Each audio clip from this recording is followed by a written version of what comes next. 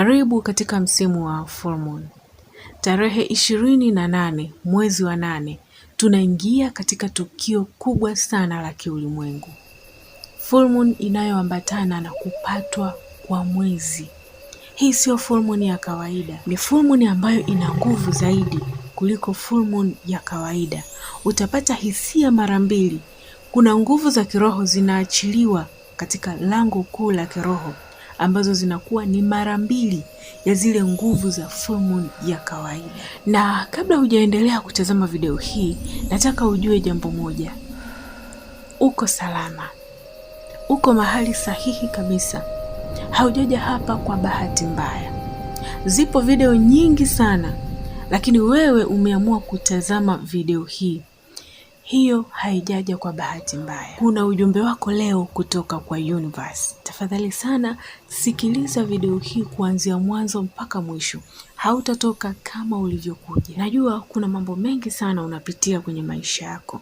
Inawezekana una changamoto za kifedha, changamoto za kiafya, changamoto za kuanza upya. Yaani kila ukianzisha kitu hakifiki mbali, kinaishia njiani. Sasa nataka nikuambie kwa ufupi tu, usikate tamaa. Universe bado haijamalizana na wewe. Bado kuna kusudi lako kubwa la wewe kuwepo hapa duniani. Tarehe 28 tunaingia kwenye full moon ambayo ina nguvu maradufu. Nataka nikuambie nguvu iliyopo katika full moon hii na kile ambacho utakipata baada ya kuachilia kwenye hii full moon. Kwa hiyo kama umefika hapa ukiwa umechoka, umekata tamaa, unajiuliza utafanikiwa vipi na ndani yako una nguvu ya kutaka kupata mabadiliko, naomba utulie. Upo mahali sahihi.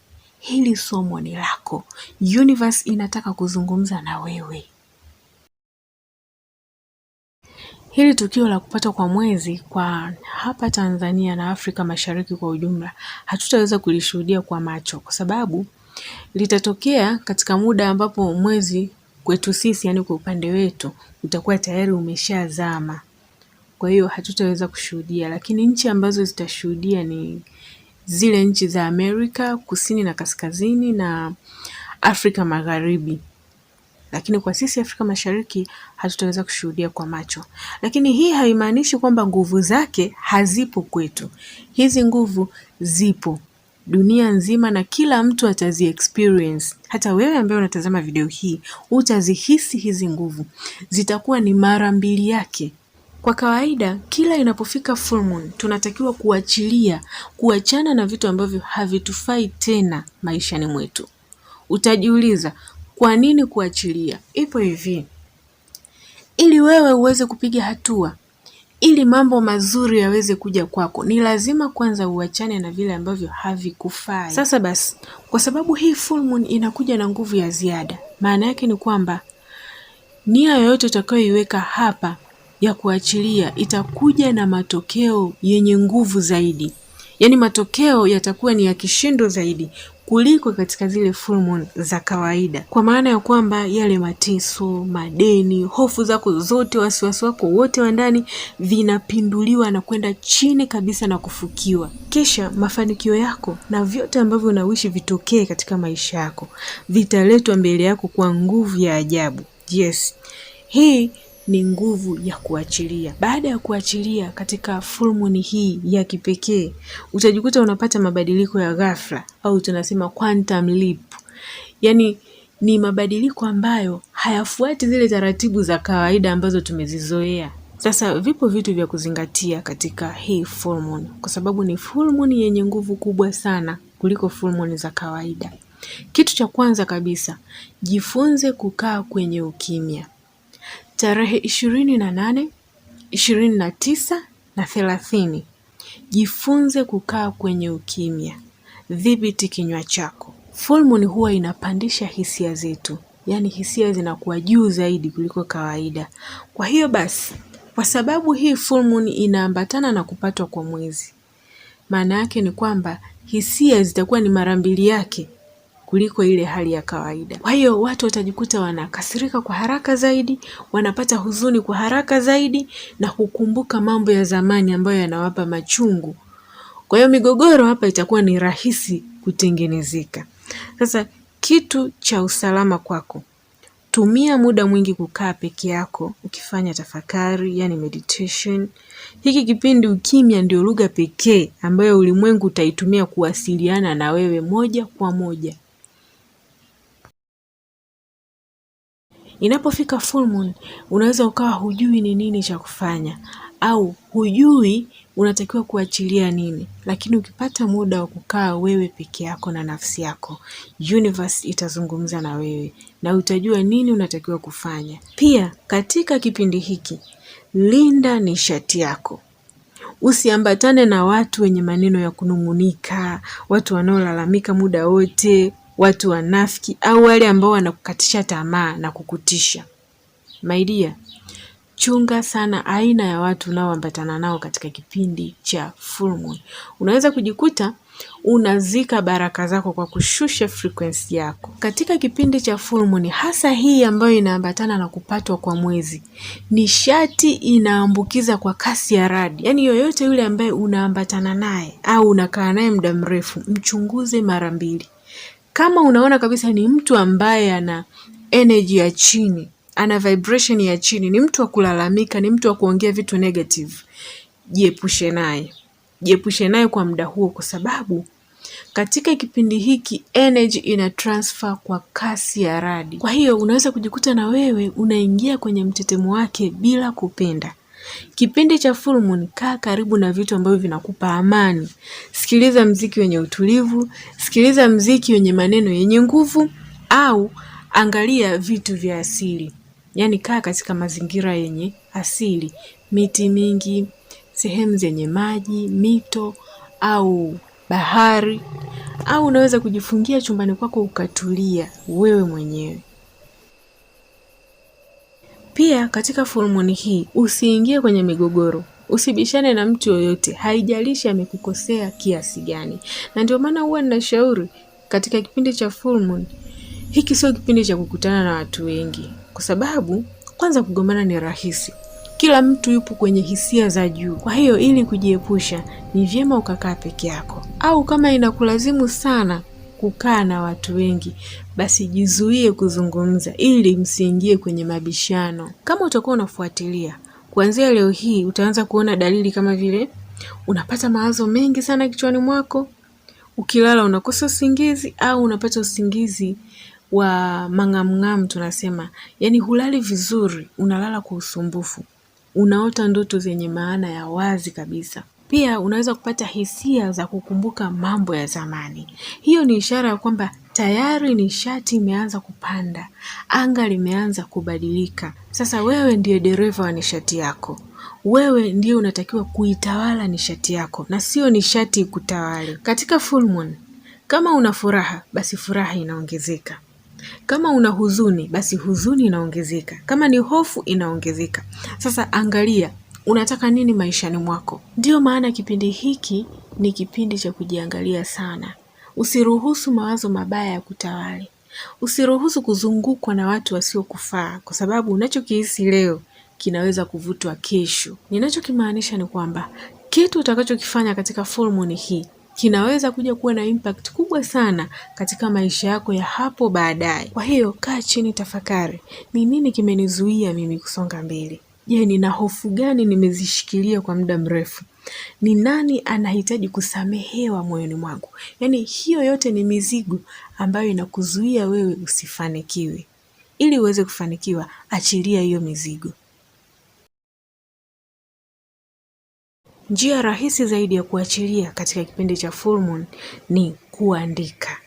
Chukua karatasi na kalamu. Andika kila kitu kinachokuumiza. Wewe mwenyewe unayajua maisha yako.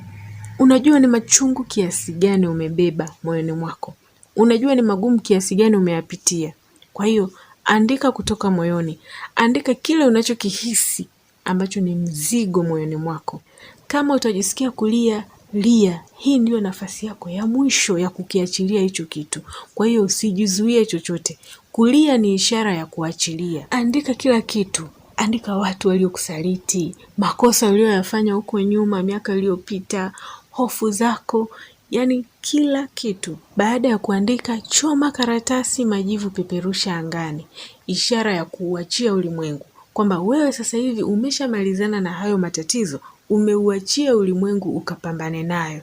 Na unapoachilia, feel kutoka moyoni mwako kwamba umeachilia. Sio tu unafanya kitendo cha kuchoma na kupeperusha angani kama kujifurahisha. Hapana, kuachilia inatakiwa iwe ni nia yako inayotoka ndani ya moyo wako. Yaani feel kwamba kuna kitu umekirelease kutoka ndani yako, na utajikuta unapata wepesi mwilini mwako. Ukishaachilia yote hayo, nishati itakupandisha juu zaidi na utakuwa na uwezo wa kuvutia vitu vizuri maishani mwako, ikiwemo mafanikio, furaha, pesa, afya nzuri, chochote kile unachokiwishi. Pia zipo tahadhari za kuchukua. Kumbuka, hii sio full moon ya kawaida, ni full moon yenye nguvu zaidi. Tahadhari namba 1 ni kuto kufanya maamuzi magumu ya ghafla. Nishati ya full moon hii inaweza ikasababisha hisia zako ziwe juu sana, ukajikuta unapata msukumo wa kutaka kufanya maamuzi kutokana na hisia zako. Kwa mfano, unaweza ukajikuta unataka kuacha kazi ghafla, unaweza ukajikuta unataka kuvunja ndoa yako au kuvunja mahusiano, au kutaka kukopa pesa nyingi kwa hasira. Sasa nakushauri katika kipindi hiki usifanye hivyo. Subiri kwanza hizi siku 3 zipite, yaani tarehe 28, 29 na 30. Zikishapita, kama moyo wako bado unakuambia endelea kufanya hicho kitu, basi fanya. Kitu kingine, epuka kulazimisha mambo ambayo tayari yameshakufa. Yaani kuna watu huwa wanalilia vitu au watu ambao ulimwengu ulishawakataa wasiongozane nao tena. Yaani unakuta mtu anang'ang'ania ndoa lakini ndoa tayari ilishakufa. Mtu anang'ang'ania uchumba lakini uchumba ulishakufa muda mrefu. Upo kwenye biashara ambayo haina faida miaka na miaka lakini bado unaing'ang'ania. Sasa katika kipindi cha full moon, hasa hii ambayo inaambatana na kupatwa kwa mwezi, achana na vitu ambavyo tayari vimesha kufa. Wakati wa kupatwa kwa mwezi, ulimwengu unakutaka wewe ukate mizizi ya vitu ambavyo tayari vimeoza ili uweze kupata nafasi ya kupata vitu vipya. Kwa hiyo usikatae hiyo hali, ikubali na uiachilie. Kama umeshajaribu sana na umeona hiki kitu hakinifai kabisa, achana nacho ili kitu kipya kiweze kuja. Inawezekana hupati mafanikio kwa sababu umeng'ang'ania hiyo biashara ambayo haikupi faida. Umeng'ang'ania mahusiano ambayo yanakuumiza na kukudidimiza chini kila siku. Kwa hiyo amua leo kuachana na hicho kitu ili kitu kipya kiweze kuja maishani mwako. Tahadhari nyingine, epuka kulalamika badala ya kupokea. Yaani wewe badala ya kuona baraka zinazokuja unakazana kulalamika maisha magumu, pesa haionekani, biashara haziendi. Kila unavyolalamika, kwanza unashusha vibration yako. Pili, unazuia moto wa nishati nzuri usikufuate ambao ulipangwa uje kwako. Sasa ule moto ukija kwako unakutana na ukinzani. Unakutana na maneno yenye low frequency, yenye vibration ya chini. Kwa hiyo moto unageuza, unarudi ulipotoka. Sasa basi, katika full moon hii ambayo ina nguvu maradufu, badilisha maneno yako, badilisha mtazamo wako kutokea ndani. Amini kwamba wewe unastahili mazuri. Badilisha mfumo wa maneno yako. Anza kujitamkia baraka ili baraka zikufuate. Baraka haziwezi kukufuata kwa wewe kulalamika au kujiona haustahili. Na tahadhari nyingine ni kuwa na hofu ndani yako. Epuka kuwa na hofu katika kipindi hiki. Kumbuka, nguvu za ulimwengu zinakuwa zipo juu na zina amplify au zinakuza chochote kile ambacho wewe unakitoa ndani yako. Kwa hiyo, kama ndani yako wewe unatoa hofu, yani umebeba hofu, basi ulimwengu unakuza hiyo hofu mara 2 yake. Kwa hiyo utajikuta unashindwa kufanya chochote kile, unakosa maamuzi, unashindwa kutambua baraka zako ziko wapi, unashindwa kujua unatakiwa kuachilia nini. Yaani hofu ndiyo mchawi wa maisha yako. Kama umefika mpaka hapa kwenye hii video na bado unaendelea kusikiliza, nataka ujue kitu kimoja. Haujaja hapa kwa bahati mbaya. Kuna watu wataipita hii full moon bila kujua kitu chochote. Lakini wewe umechagua kutazama hii video na kusikiliza universe ina ujumbe gani kwako. Na hiyo tu tayari ni ishara ya kwamba kuna kitu ndani yako kinaamka. Inawezekana umepitia mengi, umechoka, lakini nishati ya full moon inakuja kukuinua, inakuja kukupa nguvu. Achilia hayo machungu yote, achilia hizo hofu zote. Utaona jinsi ambavyo unapata nguvu ya kuinuka tena. Utaona jinsi ambavyo mambo mazuri yanakuja upande wako. Usijidharau. Usijali kuhusu watu ambao walikufanya wewe ujione hauna thamani. Nataka nikwambie, hakuna kitu kinachoweza kupunguza mwanga uliopo ndani yako.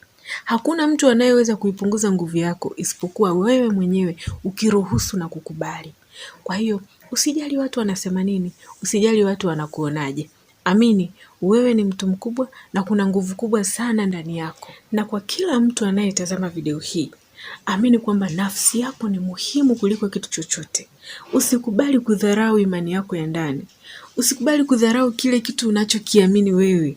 Usikubali kudharau ndoto zako. Usikubali kudharau thamani yako. Wewe ni wa thamani na dunia haiwezi kufanya bila wewe. Yaani hapa duniani hakuna mtu kama wewe na hatakuja kutokea mtu kama wewe, na wewe una umuhimu mkubwa sana hapa duniani. Kwa hiyo punguza hofu, punguza mashaka. Amini kwamba jinsi ambavyo umekuwa tangu ulivyokuwa mdogo hadi hapo ulipofikia, umesimama, unapumua, tayari una nafasi na nguvu ya kipekee sana hapa duniani. Kwa hiyo kila hatua unayopiga ni mwanzo wa kitu kikubwa. Usijidharau na wala usijilinganishe. Usione kwamba kwa kuwa wewe bado hauna mafanikio basi hauna thamani. Hapana. Kila ndoto ndogo ulionayo ni mwanzo wa kitu kikubwa. Kwa hiyo usijidharau. Usije ukajiona wewe ni mtu ambaye hana thamani au ni mtu mdogo sana. Wewe ni mtu mkubwa sana. Na kwa sababu tayari umeanza kufuatilia channel hii, amini kwamba wewe tayari ni mtu ambaye amefanikiwa. Kuwa hapa tayari ni ishara tosha kwamba wewe upo kwenye safari ya kuamka kiroho. Upo kwenye safari ya mabadiliko chanya. Kwa hiyo wewe ni mtu ambaye tayari una mafanikio, wewe tayari ni mshindi na unastahili mambo mazuri. Na kumbuka, full moon itadumu kwa muda wa siku 3, yani tarehe 28, 29 na 30. Zitumie vizuri hizi siku. Zingatia yale yote niliyokuelekeza katika video hii. Na kitu kikubwa zaidi, fanya ukiwa na nia safi kutoka kichwani mwako. Fanya ukiwa na nia ya kutaka kuachilia na kupokea mabadiliko mazuri ndani yako. Usifanye kwa sababu mimi nimekwambia fanya, au usifanye ukiwa na hofu ndani yako kwamba nisipofanya kuna kitu kibaya kitatokea. Hapana my dear. Universe huwa inasoma mtetemo wako ndani. Yaani hiyo nia yako ya ndani iliyopo ndio universe inaiona. Universe haiangalii matendo yako au vitu unavyovifanya. Hivi vitu nilivyokuelekeza humu katika hii video ni vitu ambavyo vinakuza hiyo nia yako ya ndani. Kwa hiyo kama ukivifanya kwa nia kweli ya kutaka mabadiliko, ya kuachilia ili vitu vizuri vije maishani mwako, basi universe inakuza huo mtetemo na kweli vitu vizuri vitakufuata. Mafanikio yatakufuata, pesa zitakufuata na utakuwa mtu mkubwa sana hapa duniani. Kuanzia mwezi wa 10, kwa wale ambao wapo tayari, kutakuwa na darasa maalum la WhatsApp. Nitakuwa ninafundisha nishati za ulimwengu na kuamsha utajiri uliopo ndani yako. Hili sio darasa la kawaida, ni chuo cha kiroho ambapo tutaanzia mwanzo kabisa kujua nguvu za universe ni nini, zinafanya vipi kazi katika maisha yetu na unawezaje kuzitumia ili kupata mafanikio hapa duniani. Pia utajua nguvu kubwa zilizopo ndani yako na namna ya kuzitumia ili uwe mtawala wa nishati hapa duniani. Hutakiwi kupelekeshwa na nishati, bali wewe unatakiwa kuitawala. Nitakufundisha hatua kwa hatua jinsi ya kufuta mikosi ya ukoo, jinsi ya kuvuta pesa kwa nguvu za mawazo na jinsi ya kuwa mtawala wa nishati yako. Sasa nafasi zipo chache sana kwa sababu mimi nataka kufanya kazi na watu ambao wapo serious, wana positive mindset na wapo tayari kubadilisha maisha yao. Kama unajiona wewe ni mtu ambaye upo positive, upo tayari kwa ajili ya mabadiliko, upo tayari kuwa mtawala wa nishati yako, upo tayari kuwa master wa nishati yako iliyopo ndani yako, basi karibu sana kujiunga na hili darasa. Bonyeza link nimekuwekea hapo chini kwenye comment ya kwanza kabisa ambayo nimeipin. Pia unaweza kupata link kwenye description, au unaweza kutuma neno nishati kwenda kwenye namba hizi hapa zinapopita hapa mbele ya screen yako. Kuna nguvu kubwa sana ipo ndani yako, lakini ni vile tu wewe hauijui. Karibu sana darasani upate madini uive. Na zingatia, tuma message kwa WhatsApp tu, usipige wala kutuma message za kawaida. Kumbuka, hutakiwi kutawaliwa na nishati, bali wewe unatakiwa kuitawala nishati. Kwa hiyo kuanzia leo, amua kuitawala nishati ya full moon. Itumie vizuri. Watu wengi waliofanikiwa wametumia vizuri hizi nishati na wamepata mafanikio. Kwa hiyo basi, na wewe utapata mafanikio kama ambavyo wengine wameweza kupata mafanikio. Asante sana kwa kunisikiliza. Share video hii na wale wote uwapendao ili na wao waweze kujifunza, na hakikisha una subscribe ili video inayofuata isije kukupita. Asante sana.